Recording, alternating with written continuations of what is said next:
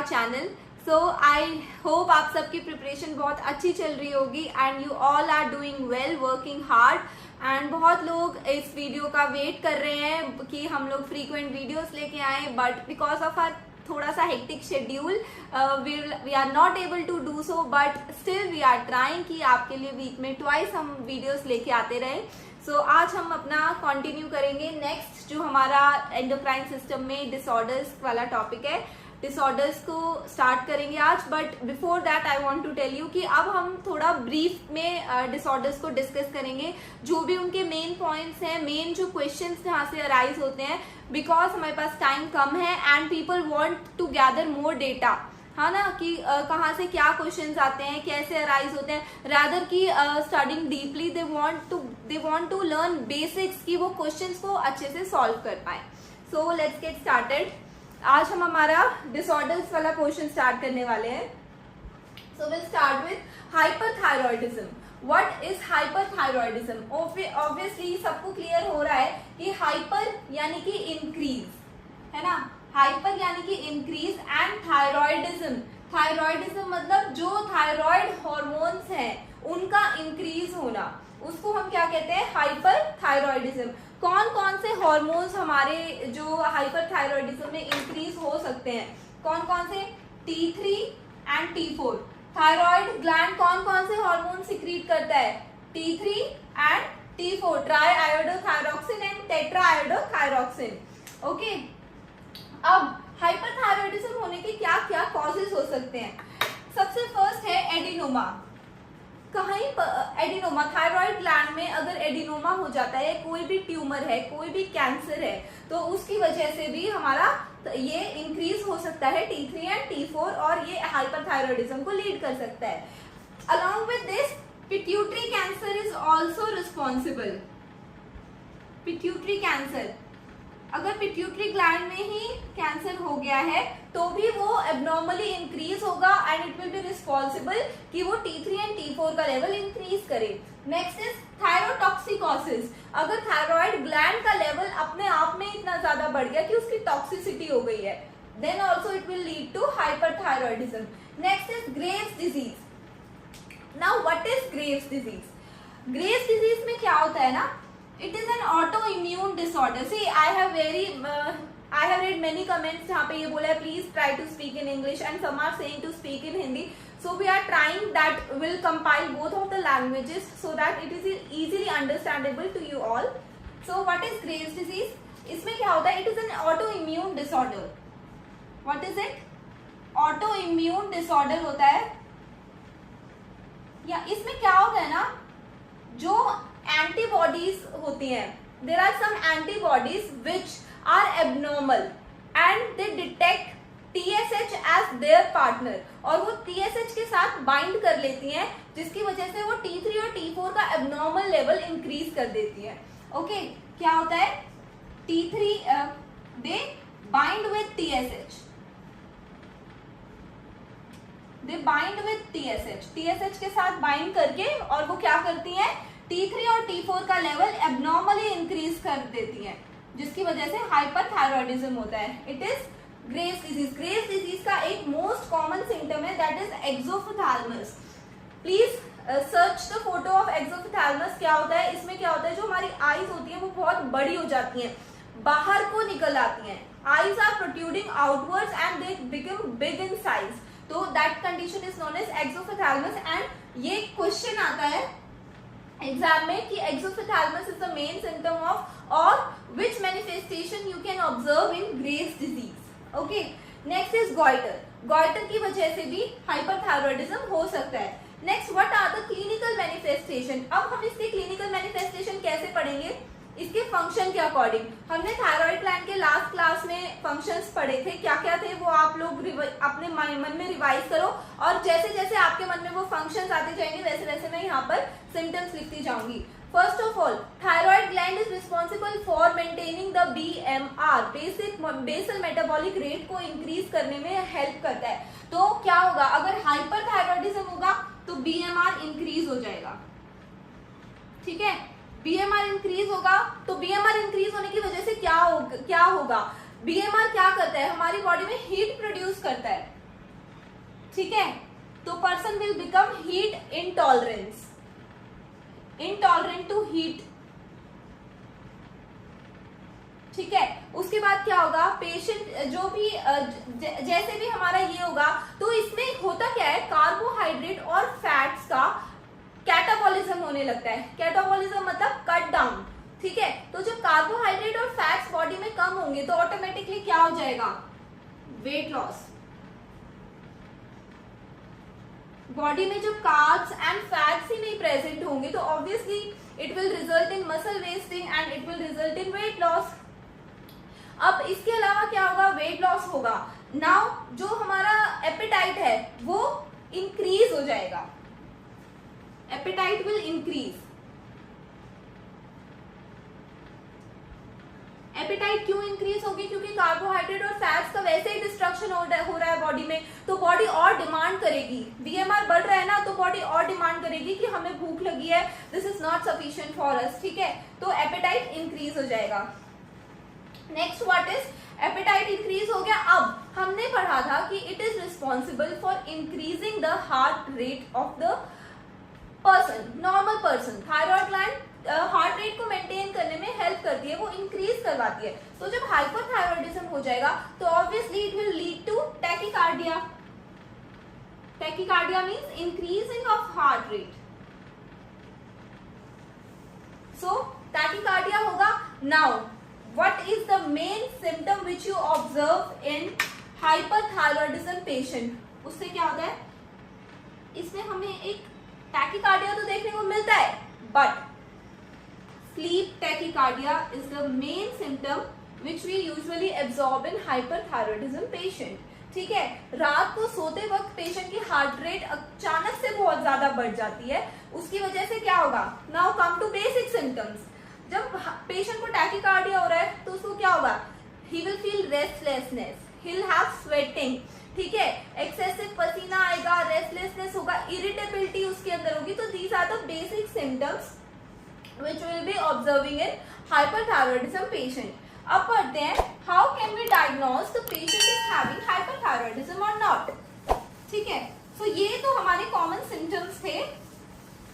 अब हम डायग्नोसिस कैसे करेंगे कि ठीक है, हमें कॉजेस पता चल गए हैं, हमें इटियोलॉजी भी पता चल गई, हमें मैनिफेस्टेशंस पता चल गए, now how we will diagnose. तो इसके लिए डायग्नोसिस के लिए हम क्या करते हैं, T3 and T4 level check करते हैं। ठीक है, सो T3 and T4 level check करते हैं, TSH लेवल चेक करते हैं। तो जो TSH है और T3 and T4 level, please keep this in your mind, hyperthyroidism होगा तो T3 and T4 level will be increasing and TSH level will B decreasing. ठीक है, ये हमारा हमेशा थायराइड ग्लैंड के साथ होता है। TSH लेवल तो कम हो जाता है और T3 T4 लेवल इंक्रीज होगा हाइपरथायरॉयडिज्म में, और हम इसमें थायराइड स्कैन करा के भी चेक कर सकते हैं। ठीक है, थायराइड का स्कैन करा के भी हम चेक कर सकते हैं, असेस कर सकते हैं कि हमारे लिए क्या क्या हेल्पफुल होगा, और कहीं उसमें एडिनोमा तो नहीं है, कहीं उसमें कोई ऐसा प्रॉब्लम तो नहीं है। नेक्स्ट इज डायग्नोसिस, तो चलो हमने कर लिया। अब व्हाट विल बी मैनेजमेंट, कैसे हम मैनेज करेंगे पेशेंट को। सो मेडिकल मैनेजमेंट के लिए हम क्या करते हैं, इसमें एक जो ड्रग ऑफ चॉइस होती है, we are not going into much detail, just we are covering the basic portion so that it is clear to you all. इसकी ड्रग ऑफ चॉइस जो होती है वो हम होती है propylthiouracil. Propylthiouracil is the drug of choice, जिसको हम PTU भी बोलते हैं। ठीक है, ये ड्रग ऑफ चॉइस देते हैं, और क्योंकि उसमें टैकीकार्डिया भी होता है तो हम इसमें एक प्रोपेनोलॉल करके मेडिसिन होती है वो हम देते हैं। एंड प्रोपेनोलॉल किसकी ड्रग ऑफ चॉइस है, propranolol is the drug of choice for जो हमारा स्टेज पीरियड होता है उसके लिए ड्रग ऑफ चॉइस होती है प्रोपेनोलॉल। जिन भी पेशेंट्स को, जिन भी लोगों को स्टेज फियर होता है, एंजाइटी होती है, उनके लिए हम propranolol as a drug of choice use करते हैं। Okay, so next we are moving. अब इसमें क्या होता है, जो हमारा ये पूरा मैनेजमेंट हो गया, how we will be doing the nursing management. Nursing management से पहले हम इसमें एक और हमारा मैनेजमेंट आता है जो कि सर्जिकल मैनेजमेंट है, उसमें हम थायरॉयडेक्टमी कर देते हैं, प्रॉब्लम ही खत्म। ठीक है, थायराइड ग्लैंड की वजह से ये सब हो रहा है। सपोज अब वहां पर कैंसर है तो वो तो कंट्रोलेबल नहीं है। What is cancer? Uncontrollable growth of the cells. तो जब उसकी अनकंट्रोलेबल ग्रोथ है तो हम क्या करेंगे, हम थायराइड ग्लैंड को ही हटा देंगे, थायरॉयडेक्टमी कर देंगे। अब जब हम थायरॉयडेक्टमी करते हैं तो उसके लिए उससे रिलेटेड हमें किस किस चीजों का ध्यान रखना होता है। सबसे पहले थायरॉयडेक्टमी करेंगे पेशेंट की तो हमें कैल्शियम लेवल चेक करते रहना होता है पेशेंट का रेगुलरली। ठीक है, बिफोर दैट थायरॉयडेक्टमी करने से पहले हमारे क्या कुछ रिचुअल्स होते हैं, क्या क्या हमें वो करना होता है। इसमें हम ल्यूगॉल्स सॉल्यूशन को प्रेफर करते हैं, ल्यूगॉल्स सॉल्यूशन को प्रेफर करते हैं। क्यों? ताकि ये क्वेश्चन आपके एनक्लेक्स की बुक में भी है। ठीक है, what will you do before doing the patient, before preparing the patient for thyroidectomy. तो how we will be prepare, उनको हम जो उसका थायराइड ग्लैंड है उसको ल्यूगॉल सॉल्यूशन से वेट कर देते हैं। ठीक है, क्यों? थायराइड जब हम उसको इरिटेट करेंगे तो थायराइड ग्लैंड एकदम से इंक्रीज होगा, तो उसको सप्रेस करने के लिए, उसको मेंटेन करने के लिए हम उसको वेट कर देते हैं थायराइड ल्यूगॉल सॉल्यूशन से।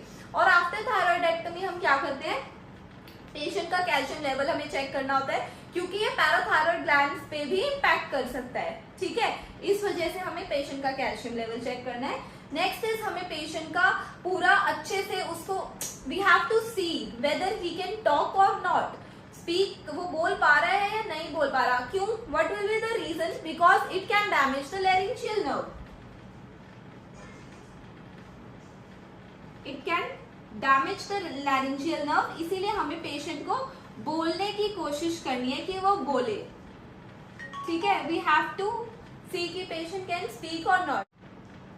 सो now we will be moving towards hypothyroidism. अब हाइपोथायरॉयडिज्म में क्या होता है, बिल्कुल opposite, exactly opposite of hyperthyroidism की जो कंडीशंस हाइपरथायरॉयडिज्म में अराइज होती हैं उन सब की वजह से अब हाइपोथायरॉयडिज्म होता है, उन सबसे अपोजिट की वजह से।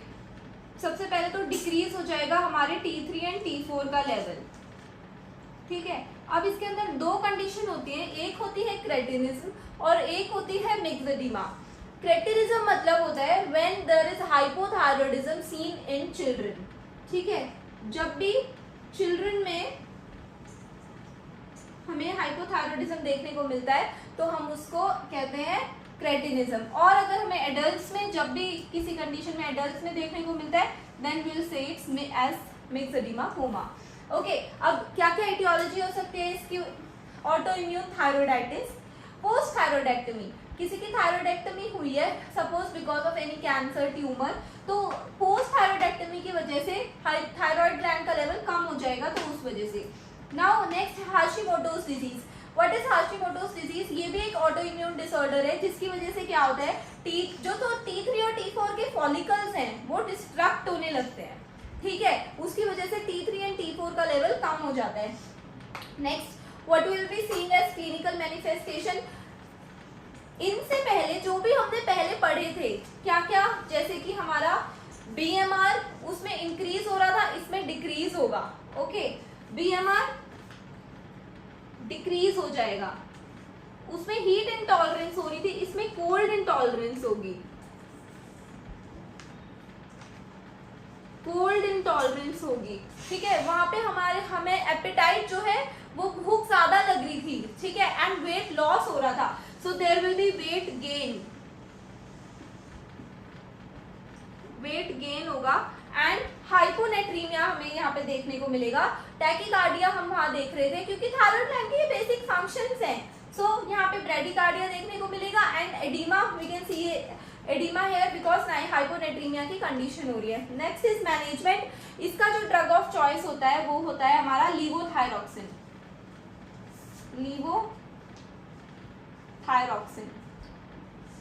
ठीक है, लीवोथायरॉक्सिन इसका ड्रग ऑफ चॉइस होता है। सो अब जो है, अब हम पढ़ेंगे हमारा एड्रीनल ग्लैंड की जो भी हमारे डिसऑर्डर्स होते हैं वो अब हम नेक्स्ट पढ़ते हैं हमारे। ये बहुत ही शॉर्ट एंड स्वीट था हमारा hyper and hypo. Next will move to disorders of adrenal gland.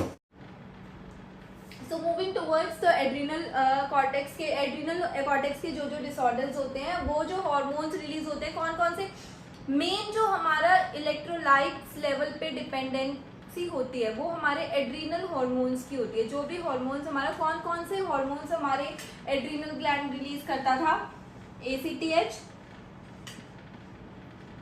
एंडोस्टेरोन, है ना, ग्लूकोकॉर्टिकॉइड्स, मिनरलोकॉर्टिकॉइड्स, कॉर्टिसोल, ये सब ये हमने पढ़े थे ना कि एड्रिनल कॉर्टेक्स कौन कौन से हार्मोन्स रिलीज करता है। तो इन्हीं के डिसऑर्डर्स की वजह से अब जो इनमें प्रॉब्लम आ गई एड्रिनल ग्लैंड में, तो क्या क्या हमारे डिसऑर्डर्स होंगे। सबसे पहले है कुशिंग डिसऑर्डर। ठीक है, कुशिंग डिसऑर्डर मतलब क्या होता है, हमारे जो एड्रिनल ग्लैंड के हार्मोन्स हैं वो एबनॉर्मली इंक्रीज होने लग जाते हैं।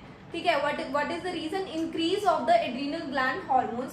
For example what will be the aetiology behind that, increase ACTH level, hypothalamic cause, whatsoever cancer, adenoma, whatsoever cause in hypothalamus can lead to Cushing disorder, adenoma of adrenal gland only, adrenal gland में कोई adenoma हो गया तो उसकी वजह से भी। अब जो इसकी क्लिनिकल मैनिफेस्टेशन है, they are mainly based on the electrolyte level, और इन्हीं से ही बहुत सारे क्वेश्चन पुट अप होते हैं। तो सबसे पहले जो हमारे हार्मोन्स होते हैं, इनका मेन फंक्शन क्या होता है, ये हमने पहले पढ़ा था, but for a quick revision एक बेसिक कॉन्सेप्ट याद करना है, जस्ट अ मिनट। एक बेसिक कॉन्सेप्ट हमें पता होना चाहिए, सोडियम एंड वाटर का तो ये एब्जॉर्प्शन कराते हैं, okay, and potassium is excreted, excretion of potassium को बॉडी से बाहर निकालने में हेल्प करते हैं और सोडियम और वाटर का एब्जॉर्प्शन करने में हेल्प करते हैं। सो अब इनके क्लिनिकल मैनिफेस्ट, ये हमारा बेसिक फंक्शन है। जो भी हार्मोन्स एड्रिनल ग्लैंड से रिलीज होते हैं उनका, मेनली एल्डोस्टेरॉन का। So what will be the clinical manifestation, weakness and lethargy होगी पेशेंट को। पेशेंट की जो एक्सट्रीमिटीज हैं वो थिन हो जाएंगी, बहुत पतली एक्सट्रीमिटीज हो जाएंगी। You will be able to see buffalo hump यानी कि वो जो गर्दन बहुत मोटी सी हो जाती है। आप please search the photo and see buffalo hump. सब सुप्रा क्लैविकुलर एरिया में बहुत मोटी गर्दन हो जाती है, उसको हम बफेलो हम्प कहते हैं। नेक्स्ट इज स्पॉट्स बेली, यानी कि जो स्टमक है वो बहुत ज्यादा बाहर आ जाता है। ठीक है, मून लाइक फेस, ठीक है, तो moon like face will be seen in this. All are the important points के ये सारे आपको हो सकता है पिक्चर दे दे, एक पेशेंट की फोटो दे दे एग्जाम में और फिर बोले कि बताओ कौन सी कंडीशन है, पेशेंट को क्या हुआ है। ठीक है, and some of them may be और might get confuse with marasmus also, और क्वाशिकोर आल्सो। ठीक है, क्वाशिकोर से भी हम इसमें थोड़ा कंफ्यूजन हो सकती है। अब आते हैं इसका इलेक्ट्रोलाइट इम्बैलेंस में। हाइपरनेट्रीमिया, पेशेंट विल बी हैविंग हाइपरनेट्रीमिया। क्यों? क्योंकि इसका फंक्शन होता है सोडियम और वाटर का एब्जॉर्प्शन करवाना। जब ये इंक्रीज हो जाएगा एबनॉर्मली तो बॉडी में सोडियम का लेवल इंक्रीज होगा और पोटेशियम को बाहर निकालने में हेल्प कर रहा है। तो वो इतना ज्यादा बढ़ गया कि अब वो पूरा पोटेशियम ही बाहर निकाले जा रहा है हमारी बॉडी से, तो it will be leading to hypokalaemia. Okay, next is oedema. जब हमारी बॉडी में एब्नॉर्मल सोडियम का लेवल बढ़ रहा है तो obviously it will lead to edema.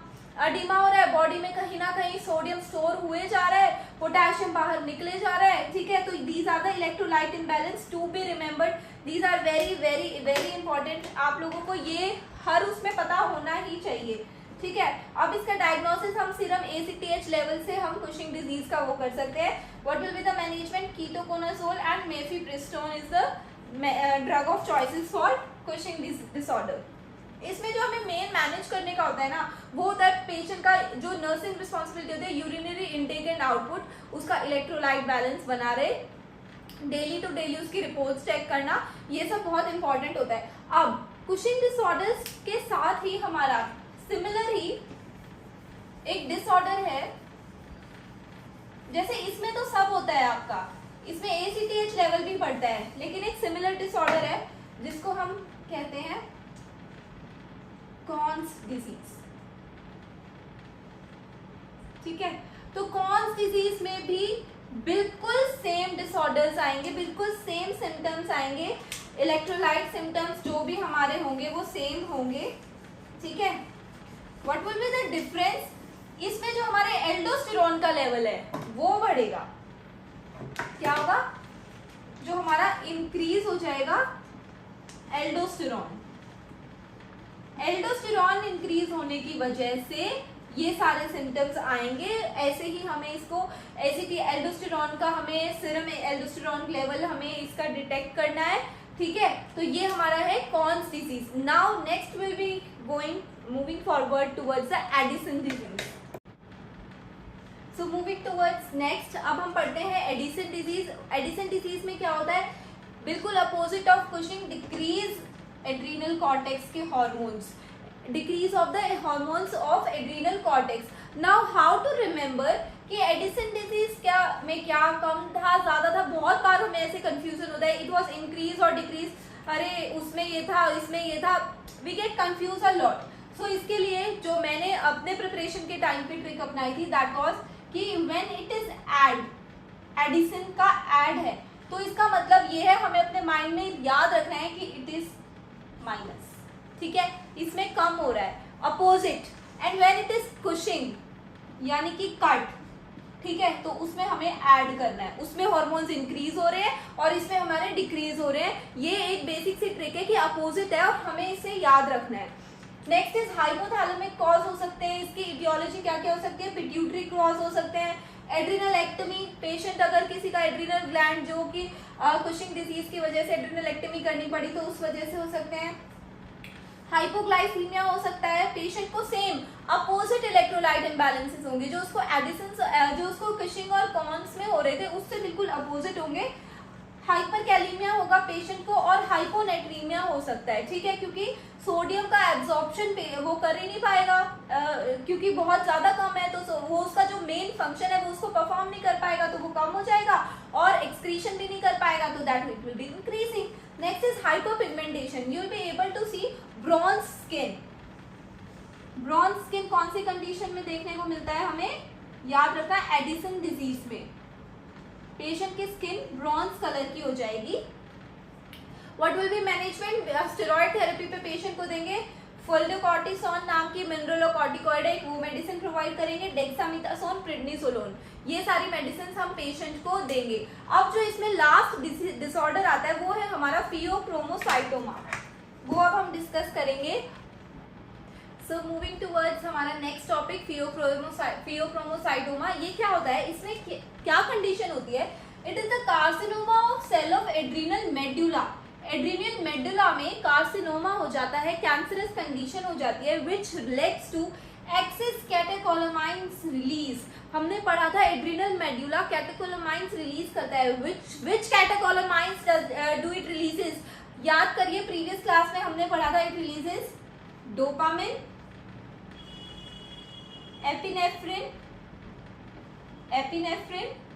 And norepinephrine, ठीक है, ये तीनों कैटेकोलामाइंस ये रिलीज करता है, जिसकी वजह से कैंसर हो जाएगा तो वो बहुत ज्यादा बढ़ जाएंगे। अब इसमें जो हमें मेन सिम्टम्स देखने को मिलते हैं, that is 5H, severe hypertension, patient को बहुत ज्यादा हाइपरटेंशन हो जाएगा, थ्रॉपिंग हेडेक, बहुत ज्यादा सर में दर्द होगा, hyperglycaemia, glucose level will be increasing, hypermetabolism, hyper diaphoresis, बहुत ज्यादा डायफोरेसिस का प्रोसेस होगा पेशेंट को। क्यों होगा, क्योंकि ये कैटेकोलामाइंस रिलीज करता है जो कि हमारे सिंपैथेटिक पैरासिम्पैथेटिक नर्वस सिस्टम को कंट्रोल करते हैं, तो उनसे रिलेटेड सिम्टम्स तो ऑब्वियसली अराइज होंगे ही। नेक्स्ट इज इसका डायग्नोसिस कैसे करेंगे, इसमें हम एक टेस्ट करते हैं VMA, दैट इज वैलिनल मेंडेलिक एसिड। ये क्वेश्चन आता है, कौन सा टेस्ट करते हैं, वैलिनल मेंडेलिक एसिड। इसमें हम क्या करते हैं, 24 आवर का यूरिन टेस्ट होता है, 24 आवर का यूरिन टेस्ट करते हैं, और अगर इसका लेवल इंक्रीज होता है तो we detect it as pheochromocytoma. इसका मैनेजमेंट कैसे करते हैं, beta blockers we can give and we give alpha adrenergic drugs also, prazosin is one of the example.